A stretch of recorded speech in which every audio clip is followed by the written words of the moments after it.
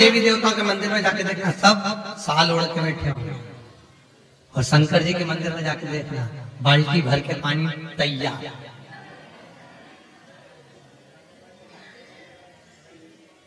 नहीं बाल्टी धरी है, लोटा धरा है। ओम नमः शिवाय। पार्वती जी शंकर जी से कई बार बोलती है, भोलेनाथ। शंकर भगवान बोले मैं क्या करूं? तो तुम मना क्यों नहीं करते? राम जी के मंदिर में तुम्हें पानी नहीं चढ़ा? हनुमान जी के मंदिर में, किसी देवी देवता के मंदिर में कोई पानी चढ़ाता है क्या? तुम्हारे मंदिर में जो आए लोटा उंडेल के चले जाए। शंकर भगवान बोले मैं अपने भक्तों को कुछ नहीं कह सकता। पार्वती जी बोली तुम्हारे चक्कर में हमारी आफत पड़ी, तुमको चढ़ा के जा, साथ में हम पे भी उंडेल जाए, हम क्या करें? शंकर भगवान बोले एक काम करो, मैं यहां बैठा हूं, तुम थोड़ी ऊंची बैठ जाओ, थोड़े ऊपर। पार्वती जी बोली शंकर भगवान से तो दुनिया के लोग क्या कहेंगे कि बताओ पति नीचे बैठा पत्नी ऊपर। शंकर भगवान बोले लोग यही समझेंगे कि शंकर जैसा दुनिया में कोई पति नहीं हो सकता, जो भले बेचारा नीचे बैठे पर पत्नी को ऊंचा बिठाए। इसीलिए दुनिया की माताएं जब भी व्रत करती है, तुम्हारी कन्या जब भी पूजन करती है, उससे पूछो तो एक ही बात कहती है शंकर जैसा पति चाहिए। कोई नहीं के राम जैसा, क्योंकि वो सत्ता छोड़ के वनवास चले गए। कोई नहीं के कृष्ण जैसा, क्योंकि 16,108 को लिया। जो बोले एक ही बात कैसा चाहिए? अरे बोले झुमके शंकर जैसा। क्यों? कुछ नहीं बोले, अपनी मस्ती में। और धर्म पत्नी को भी रखे तो हमेशा से ऊंचा, जो आए वो इन पे उंडेल जाए, पर वो जगदम्बा वहीं बैठी हाथ जोड़ के। पार्वती जी बोले इनके चक्कर में कब तक कपड़ा बदलूंगा? जो आए ना पानी उंडेल जाए तो हम तो एक साइड अच्छे। किसी भी शंकर जी के मंदिर में जाके देखना, शंकर जी आराम से अलमस्ती में बैठे, पार्वती जी साइड में हाथ जोड़ के। यही है मस्ती में चाहिए।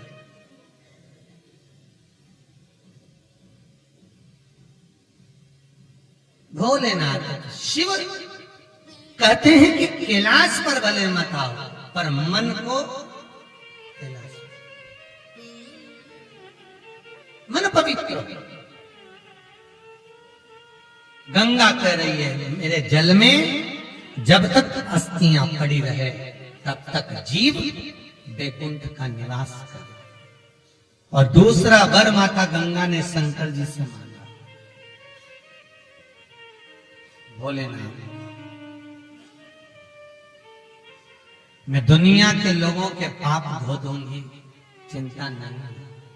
पर भोलेनाथ दुनिया के पाप को अपने जल में धोने की, धोना मतलब वेट उठाना, वजन। पाप को मैं किसके बल पर ढोऊंगी? इस पाप को मैं कैसे उठाऊंगा? शंकर भगवान बोले गंगा,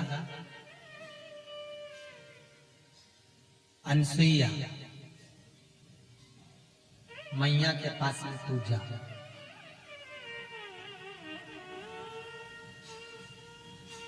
और अनसुईया जी से विनती कर, इसलिए यहां पर गुप्त गोदावरी गंगा है। कौन सी है? गुप्त गोदावरी गंगा। आप लोग अगर जाएंगे तो गोदावरी, गुप्त गोदावरी कभी जाएंगे तो देखेंगे पानी में से जाकर अंदर जाके जाके जाके जाके गंगा जी एक गुप्त गोदावरी एक छोटी सी जल की धार में से गुफा के अंदर से निकल रही। यहाँ के बाद फिर वो गुप्त हो जाता है, फिर सीधे राम के चरणारविंद को छूने के लिए नासिक में मिलेगी। यहाँ के बाद सीधे राम के चरण छूने के लिए वहां मिलेगी। गंगा कह रही है, विनती कर रही है, शंकर भगवान बोले तू जा और अनसुईया जी से विनती कर। अनसुईया जी का आश्रम है और आंतरी अनसुईया जी के आश्रम में पहुंची है गंगा। गंगा ने जाकर विनती करी, मां अनसुईया जी पति चरणों की सेवा में लीन थी, पति के चरणारविंद का अनुमोदन करती थी। कभी अनसुईया जी ने दिखावा नहीं करा। आजकल की कुछ लोग ऐसे होते हैं जो पतिव्रता धर्म का भी दिखावा करते हैं। वो दिखावा नहीं करते, उसका मन पवित्र है। होता है एक दो बहनें पास पास में बैठी थी, एक बहन वो मूसल से धान कूट रही थी। इतने में उसके पति ने आवाज लगा दी, अरे सुनती है, प्यास लगी है। उसका मूसल ऊपर की ऊपर छोड़ के वो पानी देने चली गई। हवा में मूसल टंगा। इसने पास में जो बैठी थी इसने हाथ लगा के देखा तो मूसल तो हवा। अब वो आई वापिस, उसने मूसल पकड़ा, फिर कूटना चालू कर दिया। तो वो पड़ोसन के लगा कि आखिर ये मैजिक हुआ कैसे, या फिर जादू कैसे हो गया। उसने पूछा, जीजी ये हवा में कैसे टंग गया। उसने कहा कुछ नहीं, मैं अपने पति की सेवा करती हूँ परमेश्वर मानकर, जैसा वो बोलता है वैसी करकर। एक आवाज लगा दे मैं दौड़कर चली जाती हूँ, उसके लिए ही मैं जीती हूँ, उसके चरणारविंद का अनुमोदन करती हूँ। तो जो उसको अच्छा लगता है मैं भोजन बनाती हूँ, प्रेम भाव से खवाती हूँ। तो उसका जो झूठा मिलता है मैं पा लेती हूँ, चरण दबाती हूँ, चरण ढोक लगाती हूँ।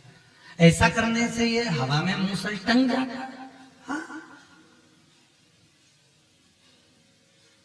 उसने सोचा मैं भी जाके करूंगी। घर गई, पति को आवाज लगाया, अरे सुनते हो। पति वो घबरा के बेचारा, हाँ बोल क्या हो गया। सुनो, मैं ना तुम्हारे चरण को प्रणाम करूंगी और फिर तुम सोओगे, जब मैं पांव दबाऊंगी तुम्हें जो अच्छा लगेगा मैं सब भोजन बनाऊंगी, फिर तुमको एक मैजिक दिखाऊंगा। कोई अच्छा जादू दिखाने वाला, ठीक है। पति को लगा ना जाना कजन कौन से कन क्या सीख किया है कि मेरे पर विद्या मिथ्या कर। पति से पूछा तुम्हें क्या क्या अच्छा लगता है, बोलो। आज सिर से पल्लू वल्लू रख के तो बढ़िया बिंदी बिंदी लगा और तुरंत आके देखो तुम्हें क्या क्या अच्छा लगता है। पति ने मन में सोचा शादी के 40 साल हो गए, आज तक नहीं पूछा इससे, जिंदगी में पहली बार पूछी, अब मन कर पूछ रही है तो बताएंगे क्या क्या अच्छा लगता है। पूड़ी भजिया मंगोड़ा दही बड़ा इमरती कचौड़ी गुलाब जामुन।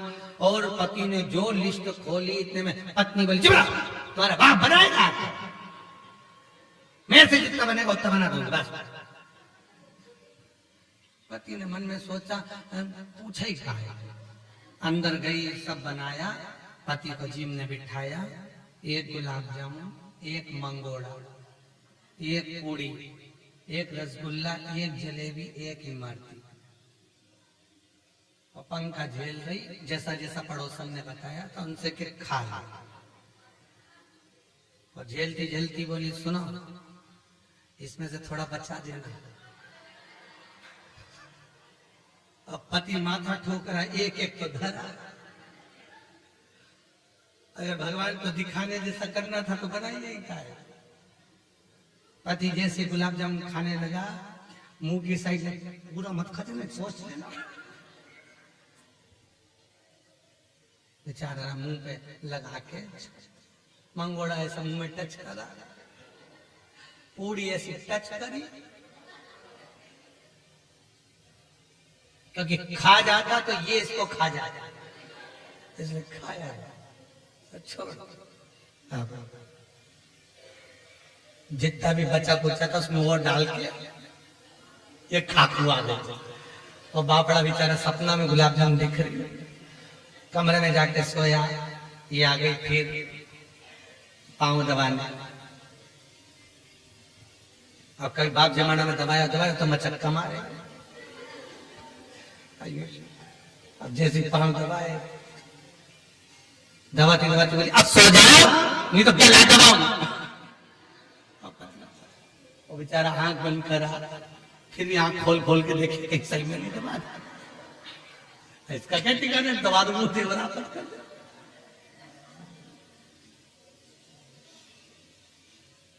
फिर दबा दो देख रहे क्या मतलब महाराज। अब जैसे दबाते दबाते दबाते अब इसने कहा तुम जाओ बाहर घूमने, अब मैं मूसल ऐसा रखूंगी और तुम मुझे आवाज लगाना। अब इसने जैसे मूसल पकड़ के दोच रही, 4-6 बार देख लिया, आया तो है ही आवाज। उसने बोला ना खिड़की में ऐसे देख लेना, जब हाथ ऊंचा हो तभी बोलना। अब जैसे इसका हाथ ऊपर गया, इसने आवाज लगे, अरे सुनती है। अब जैसी आवाज लगे, इसने जो मूसल को छोड़ा ना करम पे पड़े।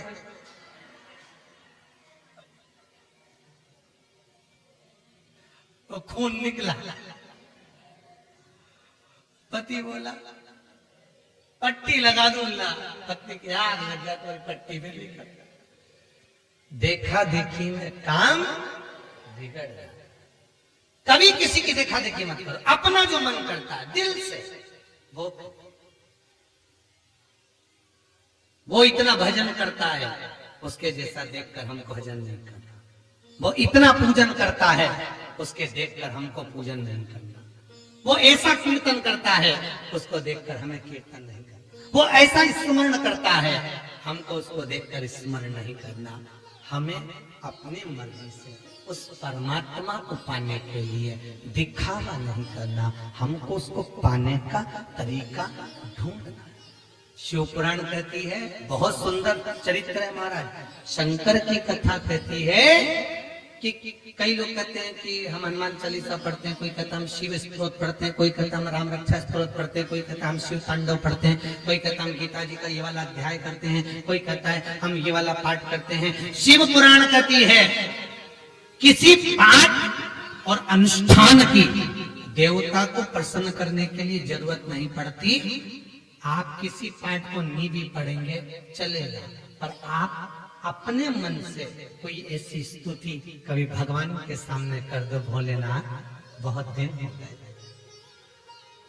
ठंड लग रही होगी, आपको कुछ उड़ा दो, कभी मन करे तो जाकर भगवान के सामने बैठकर अपने दिल की स्तुति करो। किसी की पढ़ी हुई, किसी की लिखी हुई, किसी की बाती हुई नहीं, अपने दिल से करो। भेड़ चराने वाला, जो वो भेड़ नहीं होती, बकरी चराता, भेड़ चराता, वो एक भेड़ चराने वाला रोज शाम को भेड़ इकट्ठी करता और सबको शाम को इकट्ठी करके उनकी जू निकालता। जू निकालते निकालते कहता, भगवान राम वन में रहते रहते तुम्हारे सिर में बहुत सारी जू पड़ गई होगी, एक बार तुम मिल जाओ, जैसे ये बकरी की जू निकाल रहे हो सारी तुम्हारी निकाल दी। एक संत निकल के जा रहे थे, संत को क्रोध आ गया। संत ने जाकर ये थप्पड़ मार के कहा, बेवकूफ, पागल है, मूर्ख है, अकल नहीं है तेरे में। ये क्या कह रहा है कि भगवान राम को जू पड़ गई होगी, एक बार मिल जाओ सारी जू निकाल दूंगा। ये भगवान को भी जू पड़ती है? आज के बाद ऐसा बोला तो सोच लेना।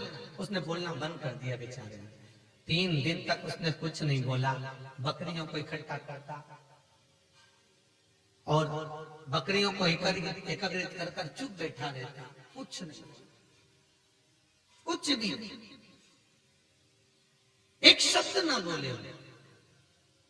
एक दिन राम जी ने हनुमान जी को बुलाकर कहा, हनुमान जरा पता तो कर कि ये चुप क्यों हो गया, ये बकरी चराने वाला। हनुमान जी ने जाकर पूछा, भैया तू वो पहले कुछ बोलता था कि राम जी के माथे पे जू पड़ गई, आजकल नहीं बोलता। अरे वो एक संत बोल के गए, ऐसा नहीं बोलना चाहिए। हनुमान जी ने पूछा, बताइए संत गया किधर, मुझे बताइए। तो कि इधर ही गया। हनुमान जी गए, एक गदा लेके जो संत की पीठ पे दी तो संत तो चित्ता पड़ा। संत ने पूछा कौन? हनुमान जी बोले पीछे मुड़ के, अरे प्रभु आप कैसे आ रहे? हनुमान जी बोले फालतू की बात मत कर, वो पहले बकरी वाले के पास जा और बकरी वाले से के जैसा वो बोलता था वैसे ही बोल। प्रभु वो तो ऐसा बोलता था कि राम जी तुम्हारे सिर में जू पड़ गई होगी, वन में रहते रहते मैं निकाल दूंगा, तुम एक बार मिल जा। राम जी, हनुमान जी बोले, जब जब वो बोलता था सीता राम जी के पास दौड़ के जाके कहती थी कितनी जोरदार बोलता है कि तुम्हारे सिर में जू पड़ गई होगी। और सीता जी राम जी का मुकुट हटा के उनके बाल में जू बिंदे बैठ जाती थी। आपको मालूम है सीता और राम का प्रेम बढ़ता था इस स्तुति से, उनका प्रेम बढ़ जाता। सीता और राम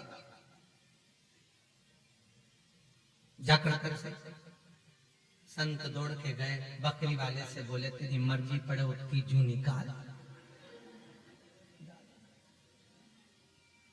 मन की स्तुति से भगवान प्रसन्न होता है। काय की स्तुति से? मन की। किसी की पड़ी हुई स्तुति से भगवान प्रसन्न नहीं।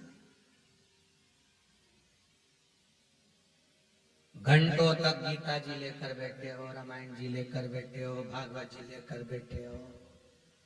मैं तो रोज इतना पाठ करूं, इतनी पूजन करूं, फिर भगवान क्यों नहीं मिलता? भगवान कहते हैं मेरे मिलने का केवल एक तरीका है, तू एक बार मुझे दिल से पुकार। कर्मा, नामदेव, ध्रुव, प्रहलाद ने पुकारा था, मैं तुझे मिल जाऊंगा। कहीं नहीं जाना, दिल से पुकार। हमसे लोग कहते हैं हमारा तुम बड़ी अलमस्ती में कथा कहते हो, बड़े हंसी मजाक से आनंद से। अरे भैया कथा हम तुम्हें थोड़ी ना सुना रहे हैं, वो तो हमारा आगे कलगू बैठा है। ये बैठा टोपा मोपा लगा,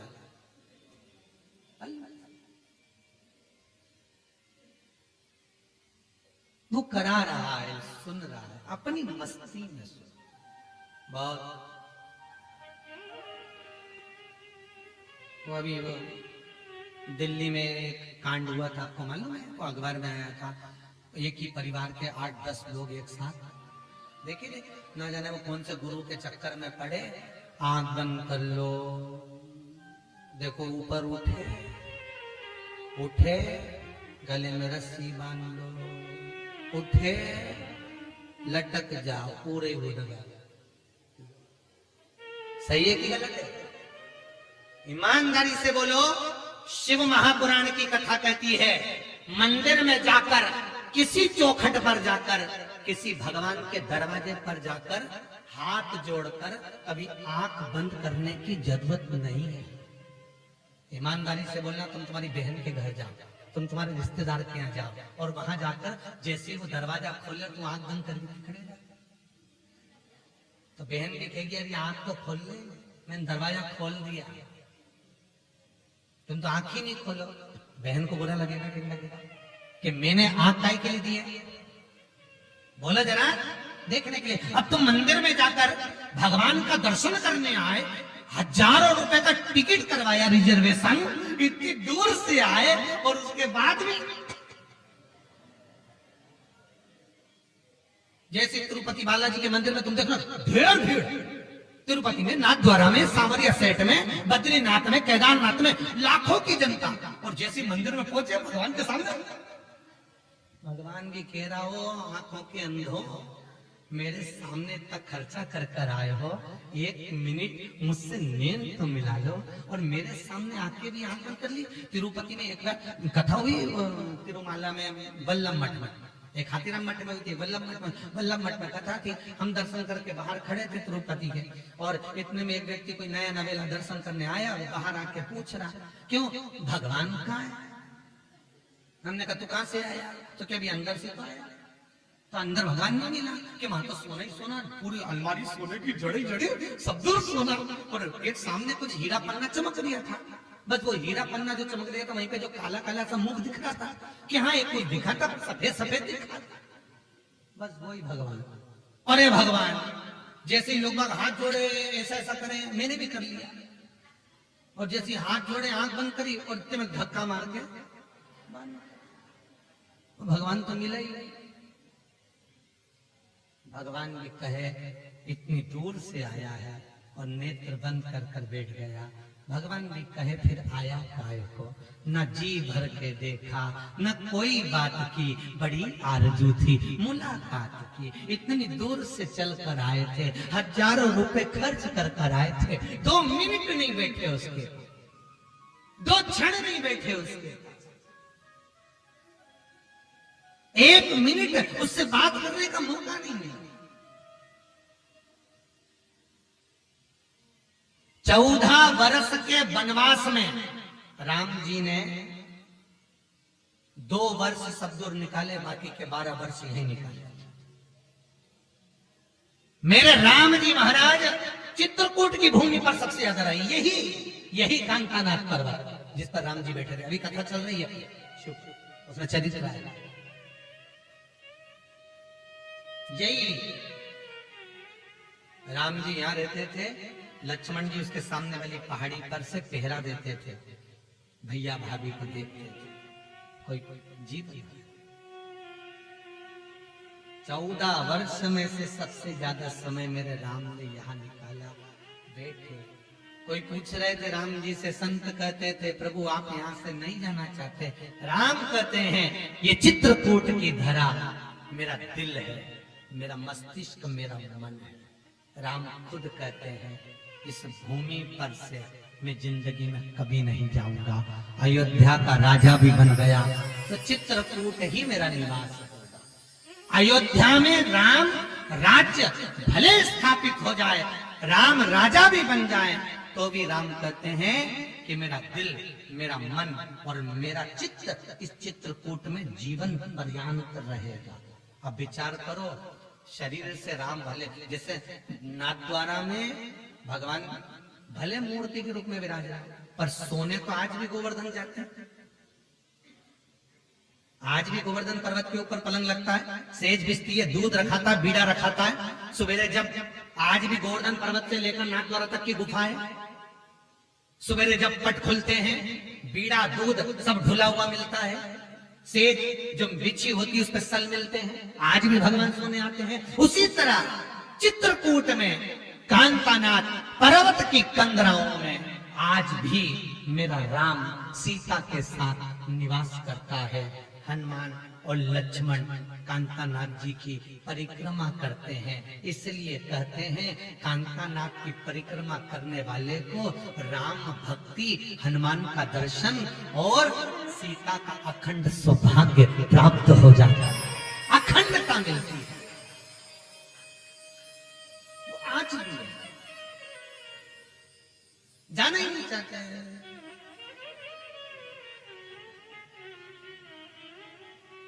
सारे तीर्थों का जल लाए थे राम को राजा बनाने के लिए, यही चित्रकूट में। कौन लाए थे? भरत जी।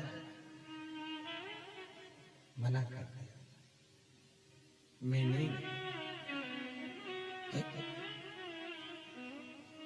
रामचरितमानस में लिखा है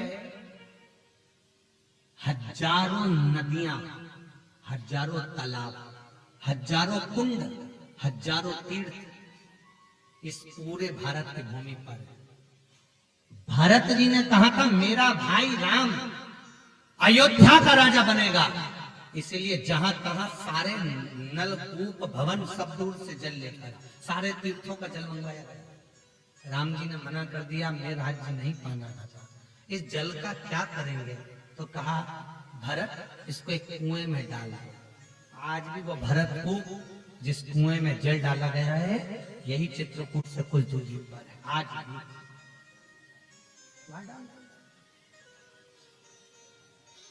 आज भी वो भरत कूप जहाँ सारे तीर्थों का जल विराज, एक एक धरा कण कण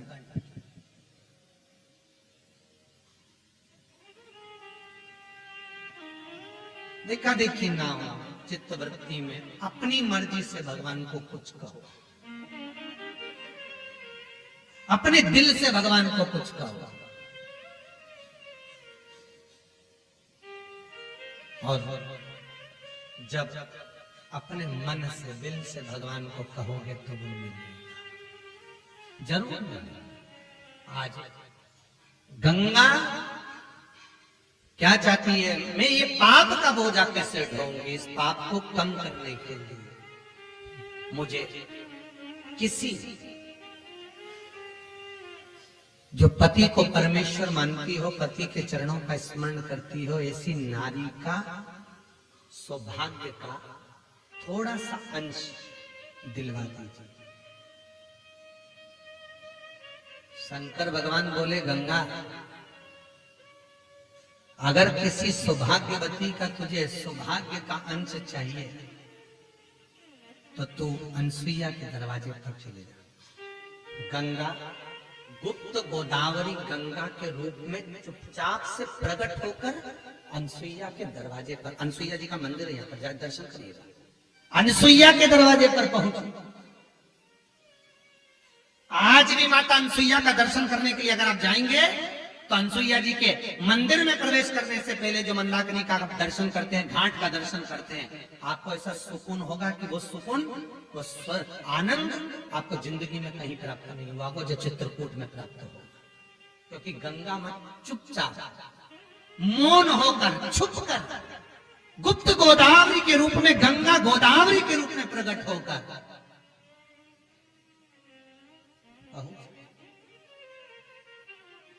यही आंतरी बाबा का आश्रम, जब आप दर्शन करने जाएंगे फ्री टाइम पर, वही आंतरी बाबा के आश्रम में गोदावरी गंगा कहती है, निवेदन करती है, गंगा मैया बोली। अनसुईया जी के पास में जाकर बैठकर निवेदन करा। अनसुईया जी ने पूछा, गंगा आज तेरा स्वरूप बदला हुआ है? गंगा कहती है, संत के दरवाजे पर जाने के लिए संत जैसा स्वभाव होना चाहिए।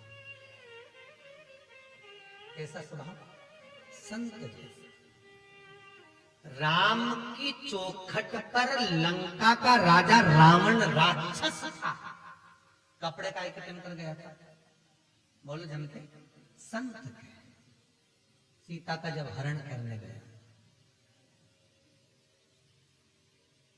हरण करते समय संत का चोला पहनकर रावण गया। महाराज एक राजा बीमार पड़ गया, डॉक्टर वेदों ने कह दिया जो हंस होते ना, हंस के पंख काटकर उसका मांस निकालो, और मांस निकालकर राजा के शरीर पे मतलब राजा ठीक हो। तो राजा ने अपने दूतों से कहा, जाओ जाकर हंस को पकड़ो। अब हंस मिलेंगे कहां? तो के मानसरोवर पर, किसी सरोवर के घाट पर हंस मिलेंगे। दूत गए, जैसे ही हंस को पकड़ने लगे हंस भाग गए। हाथ में एक भी हंस नहीं आया, 2 महीने हो गए। सारे के सारे दूत राजा के पास में आकर बोले, हंस हाथ में नहीं आ रहा।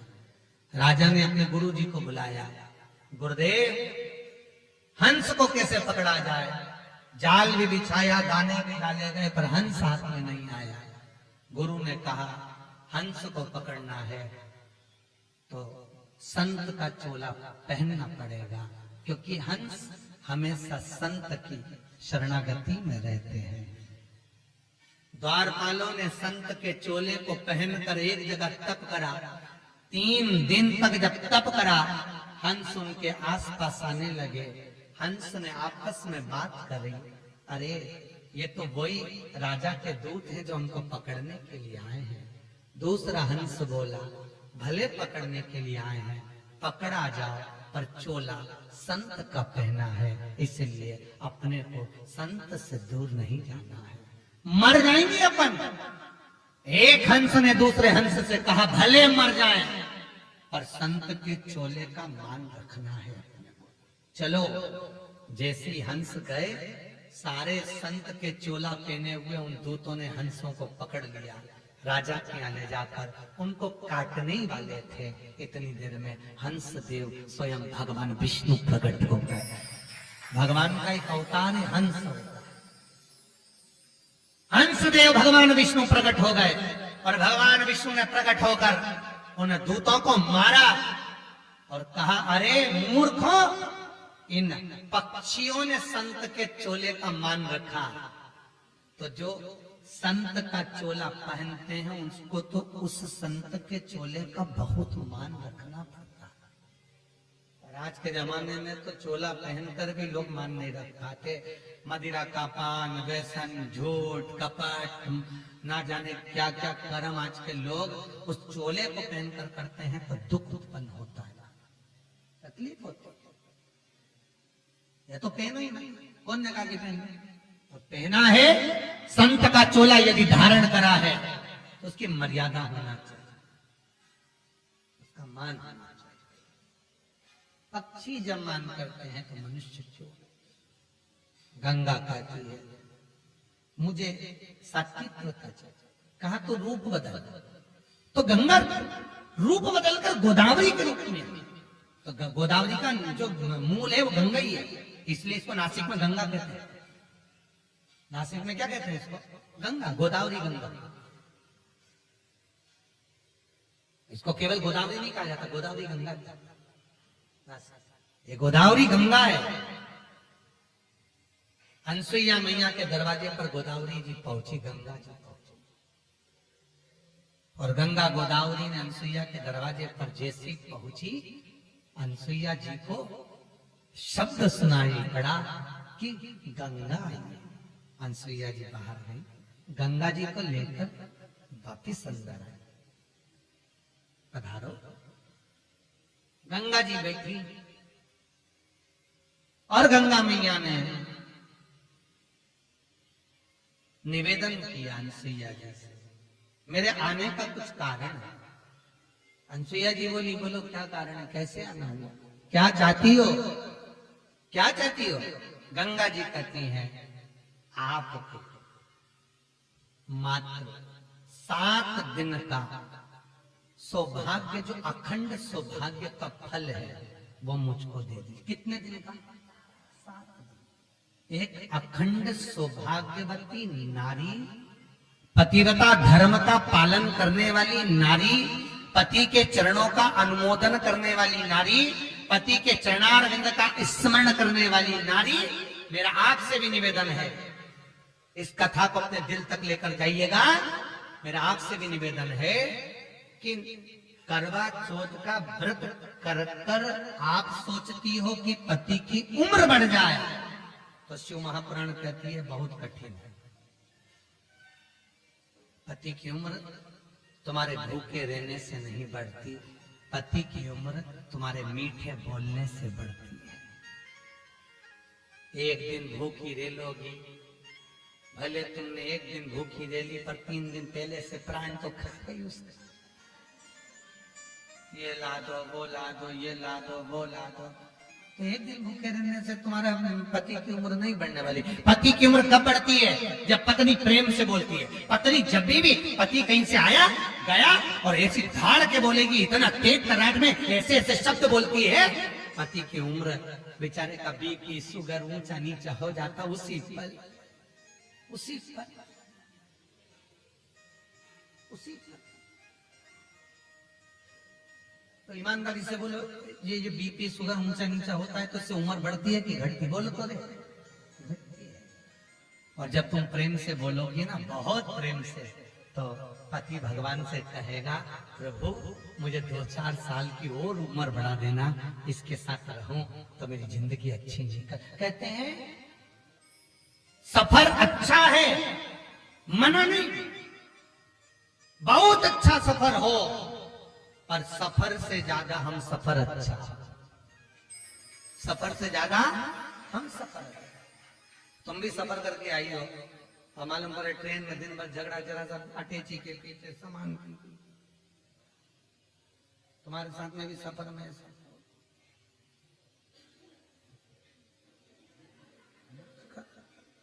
हमारा बैग यहाँ रखा तो तुमने क्यों उठाया?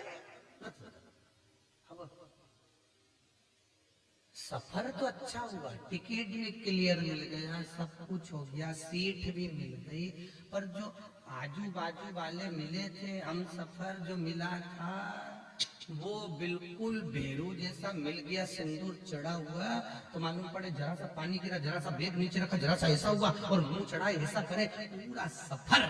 टिकट तुम्हारा था, पैसे तुम्हारे लगे, आ रही थी चित्रकूट, पर वो जब से ट्रेन में चढ़ी और जब से एक बार की खटर पटर हुई तो चित्रकूट तक आनंद नहीं आया। और ऊपर से वहां पहुंची तो कमरे में 5-6 फिर मिल गए, बचे कुछ थे।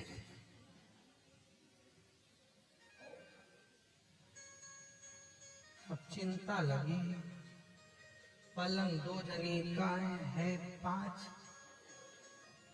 तेरा क्या होगा रे कालिया। अब हम देख, अब चित्तवृत्ति सफर अच्छा हो, मना नहीं है, पर हम सफर और अच्छा होना चाहिए।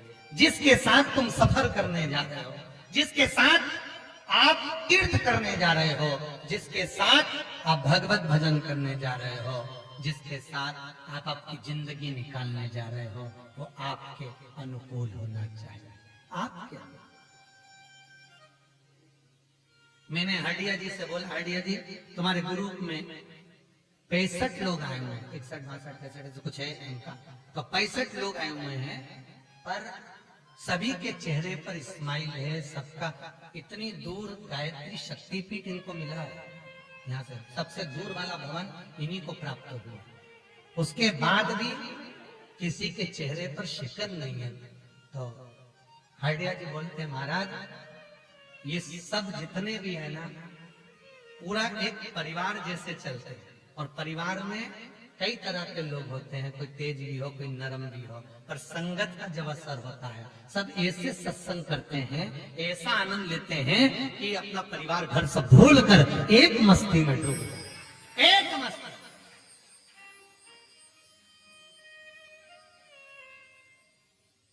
और ये प्रैक्टिकल है। तुम्हारे जो युवान माताएं आई हैं, जो बहुएं आई हैं, उनसे निवेदन है, एक कमरे में तुमको 5 लोगों को इसलिए छोड़ा क्योंकि तुम निभाओ, कि जब तुम ये 4 को नहीं निभा पा रही तो बहू को कैसे निभाओगे।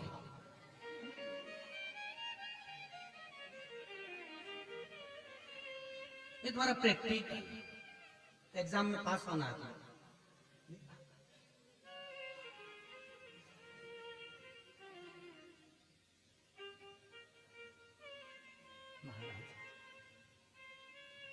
भगवत चित्त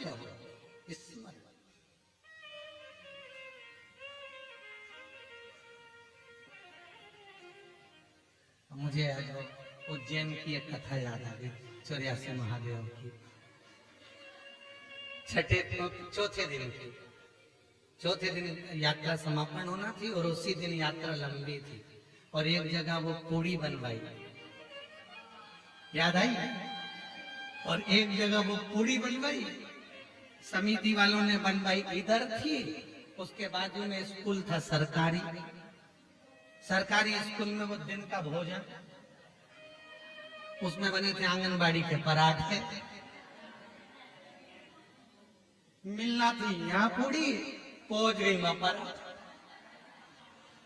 तो कुछ माताएं पराठा खा रही थी, तो हमने पूछ लिया ये पराठे कहाँ से आए, तो कि वहां मिल तो रहे।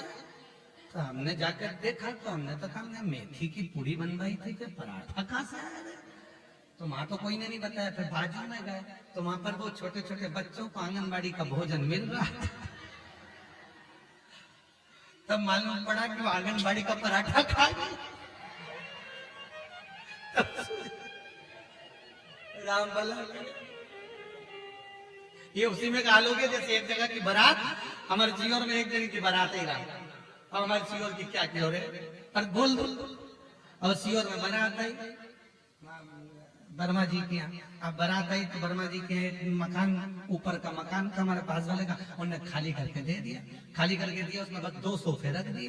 अब बारात वापस गई तो वहीं जो दहेज में सामान मिला तो वो उन्हीं के कमरे में रखा था। मालूम पड़े वो वर्मा जी के भी सोफे ले गए, वो खुद के तो लेगा बारात वर्मा के।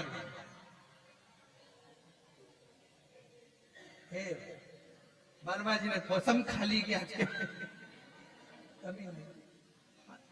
बोलो हर हर महादेव। भगवान शिव की कृपा, गंगा गुप्त गोदावरी के रूप में यहाँ प्रकट, और गोदावरी के रूप में प्रकट होकर गंगा अनसुईया जी के द्वार पर पहुंची। मां अनसुईया से कहती है, मुझे 7 दिन का सात्वित्व चाहिए। कितने दिन का? एक अखंडता का व्रत धारण करने वाली, पति को परमेश्वर मानने वाली, पति के चरणों का अनुमोदन करने वाली, चरणारविंद का रस तत्व ग्रहण करने वाली, मुझे केवल 7 दिन का सातित्व दे। पूछा अनसुईया जी, तुम इस सातित्व का करोगी क्या? गंगा जी कहती हैं, अगर मुझे ये 7 दिन का सातित्व मिल गया तो ये पक्का है, मेरे जल में जितने भी पापी स्नान कर कर जाएंगे उसके पाप से मैं 7 दिन के सातित्व के फल से मुक्त होती चली जाऊंगी। गंगा का जल 2 चीजें देता तो बहुत सी है चीजें, और गंगा का जल 2 चीजें देता है। क्या क्या? एक सौभाग्यवती नारी का अखंड सौभाग्य, इसलिए सुहागन नारी का सुहाग प्रखर हो, अखंड हो, इसलिए गंगा का जल कभी सड़ता नहीं, उसमें कीड़े नहीं पड़ते, भले कितने दिन भी भर के रखे हो, क्योंकि नारी का सौभाग्य अमर रहे, वो कभी सड़े नहीं, बेकार ना हो, खंडित ना हो, इसलिए गंगा का जल अखंड है। नारी का सौभाग्य प्रखर करता है गंगा का जल, गंगा का स्नान, गंगा का दर्शन, गंगा का पान, और दूसरा गंगा का जल भक्ति प्रदान करता है। क्या देता है? भक्ति। गंगा के घाट पर आप कभी भी पहुंचोगे तो आपको ऐसा लगेगा, आप गुप्त गोदावरी जाओ ना, अगर गए होगे तो हो आए होगे, नहीं होके आए होगे तो जब जाओ गुप्त गोदावरी का दर्शन करने के लिए, तो गोदावरी का जब दर्शन करने के लिए आप गुफा में प्रवेश करेंगे, जल आपके शरीर पर जब लगेगा, आप अंदर जाते जाएंगे, मन का आनंद प्रफुल्लित होता चले जाएगा। क्यों? क्योंकि गंगा का जल हमारे शरीर पर जब लगता है तो भक्ति का प्रतिबिंब प्रखर करता चलेगा, भक्ति की प्रखर का प्रधान। इसलिए लोग भाव में कहते हैं, गंगा मैया में जब तक पानी,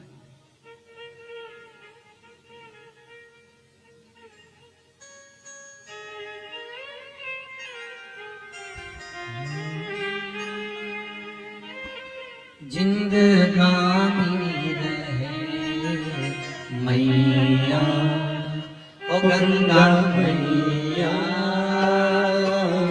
मैया, ओ गंगा मैया, गंगा मैया में जब तक के पानी